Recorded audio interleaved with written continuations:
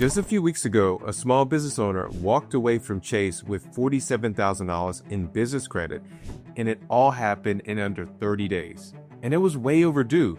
You can only hustle for so long before you need help. She had been building her therapy practice alone for 30 years, no assistant, no marketing team, just grit. But it was time to grow.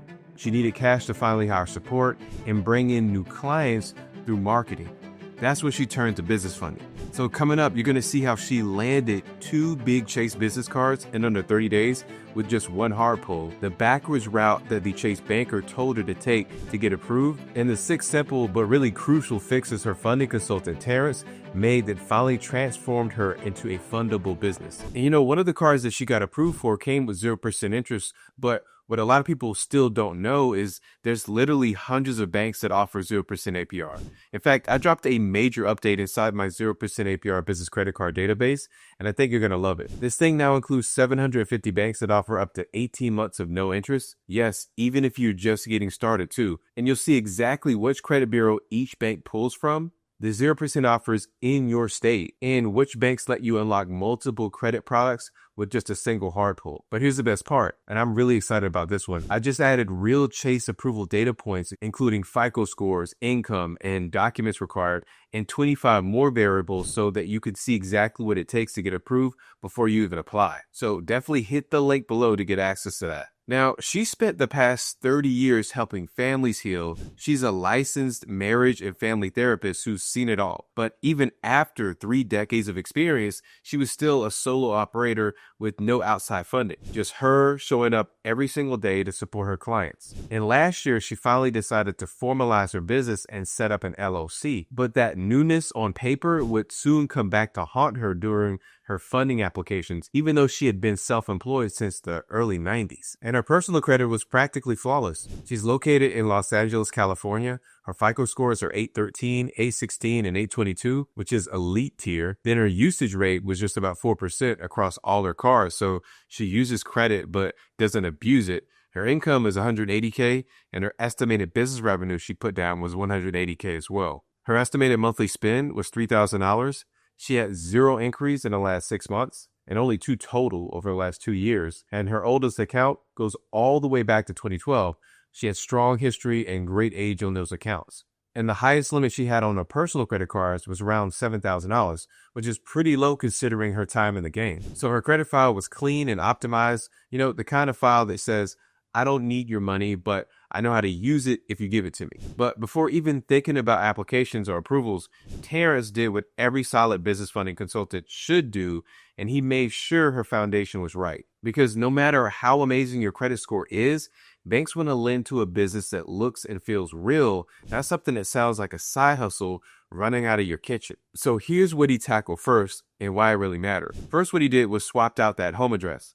She was still using her residential address on all her business documents, which is a red flag for some lenders.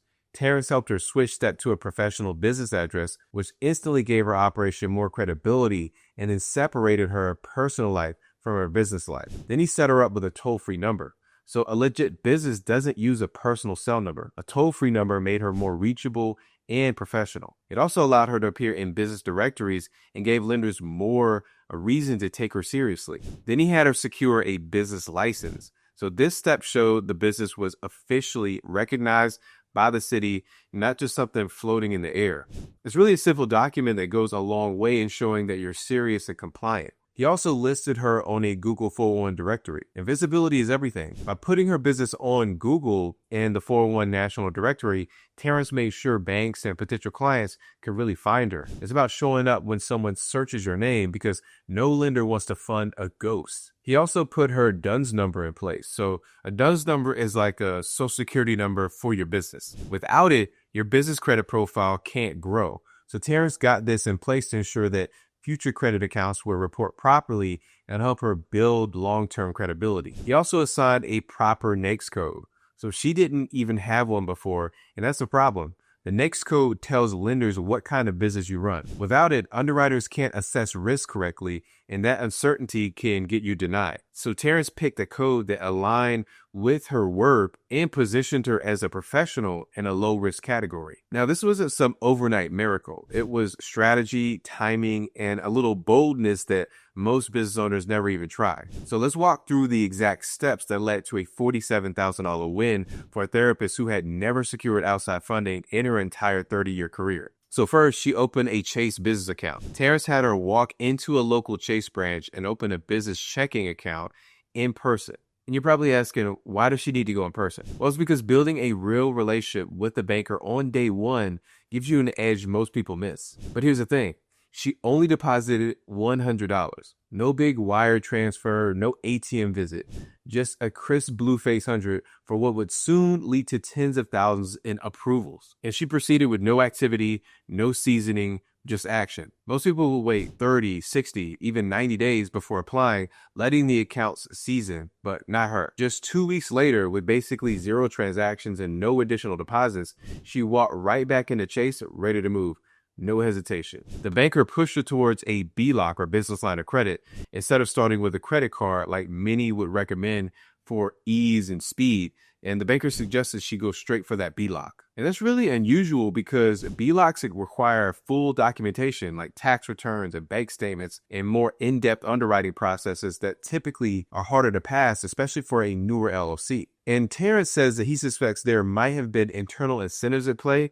Some bankers earn bigger commissions or hit key performance goals when they get business clients approved for BLOCs. So this could really explain that push. Still, they gave it a shot. And yeah, she did submit her tax returns and business bank statements for the BLOC application. But here's the thing, she was denied for the BLOC, but not because of credit. She had nearly perfect credit. The FICO scores are over 800, but she was denied because her LLC was less than 2 years old. Even though she had run her practice as a sole proprietor for 30 years, Chase's system saw a new LLC, and that was enough. It's a common wall many businesses hit because banks prefer cookie-cutter applications with clean data, and trying to underwrite edge cases like long-time sole props who recently formed an entity is seen as not worth the effort. So what they did was pivot it fast, and then they actually eventually won big. So after that denial, the banker rerouted her to apply for 2 Chase business credit cards instead. First, the Chase Ink Unlimited, she got approved for $25,000, and then the Chase 8 Preferred got approved for $22,000. And mind you, both cards got approved within 24 hours from a single Experian pull. That means one hard inquiry unlocked $47K in funding. Now, yes, this is technically a double dip, applying for, 2 business cards back to back using just one hard pull from Experian.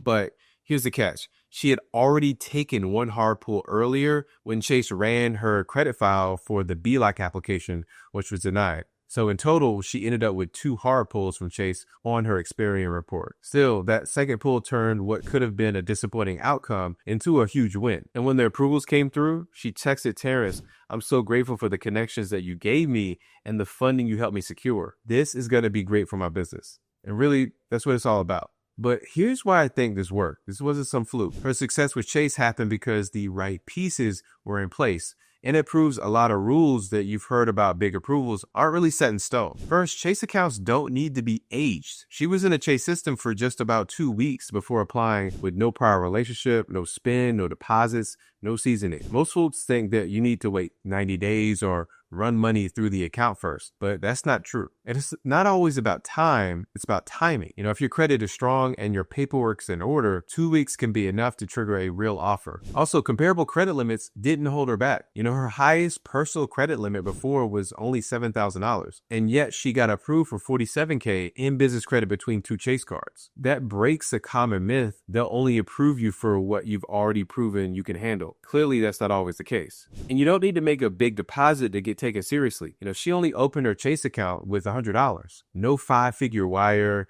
no flashy deposit to impress the bank. Yet she still walked away with nearly $50K in approvals. And then also strong credit and full docs can open the right doors. So even though her BLOC app got denied due to the young age of her LLC, she had already submitted full tax documents and bank statements. That gave Chase a deeper look into her financials and habits and overall reliability. And when she pivoted to apply for the business credit cards, that level of transparency likely boosted her internal score, and in my opinion, this is what truly made the biggest difference. Chase didn't have to guess or take a risk. They already saw she was solid. If you start with a tougher product like a B-Lock and supply full documents up front, you might not walk away with the first approval, but you're warming them up for a much bigger yes on what comes next. And listen, big shout out to Terrence Spencer for pulling back the curtain and sharing that real behind the scenes of that 47K Chase approval. Really appreciate you, Terrence. But listen, he's not the only one getting huge credit card approvals from Chase. I recently spoke to a business owner who got approved for a 50K Chase Ink Unlimited card